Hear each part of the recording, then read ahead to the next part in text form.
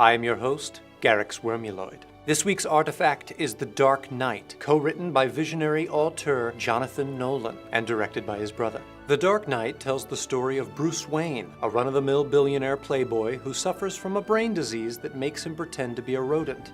Here I am. Which is good because he lives in the most mentally disturbed city in America. Wayne uses his limitless wealth to buy expensive armor, then goes around punching lots of people who aren't wearing any armor, such as Baghead, these mob guys, and an unemployed clown named the Joker. The Joker decides he wants to get to know this Batman a little better, so he offers to not kill a bunch of people in exchange for Batman's identity. Batman catches him instead, but not before the Joker sets up a tasty little trap. District Attorney Harvey Dent and perennial love interest Rachel Dawes are locked in two different rooms filled with barrels, which are deadly to humans. Rachel is killed, and Dent changes his name to Two-Face, even though Half-Face is probably more accurate. The Joker escapes, and Batman uses his Bluetooth to track him down and finally spend some quality time together. Two-Face starts throwing a hissy fit, so Batman silences him with a big hug, then takes the blame for everything and goes on a much-needed vacation.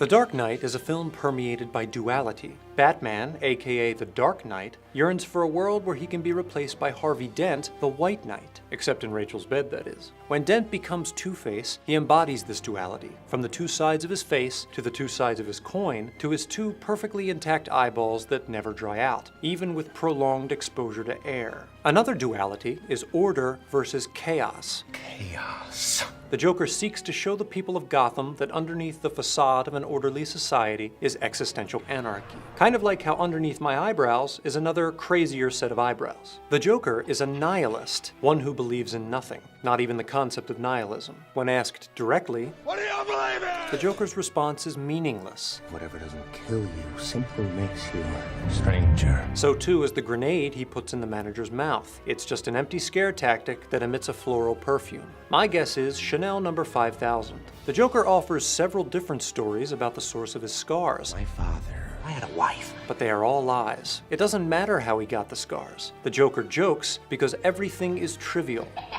But unlike this picture of a cat on a skateboard, the Joker's terrorist acts aren't random. They try to prove a point. Morality is a sham. Take away humans' physical comforts or safety, and they will turn into wild animals. Not literally, like we can. I'm talking metaphors here. The Joker exploits the innate base lawlessness of humanity. Their code. It's a bad joke. The Joker has the bank robbers kill each other in order to increase their share of the loot. He gives 3 friends a weapon, telling them whoever survives gets to join his team. He threatens to blow up hospitals if people don't do his bidding, causing cops to turn corrupt and citizens to attempt murder. Pretty good for a guy who can't even put on his makeup correctly. The Joker's pièce de résistance, pardon my French, is the corruption of District Attorney Harvey Dent. Harvey's double-sided coin represents his rigid adherence to the ideas of justice, morality, and order. Fair's fair. Not to mention his firm commitment to the US Mint. He leaves nothing to chance. I make my own luck.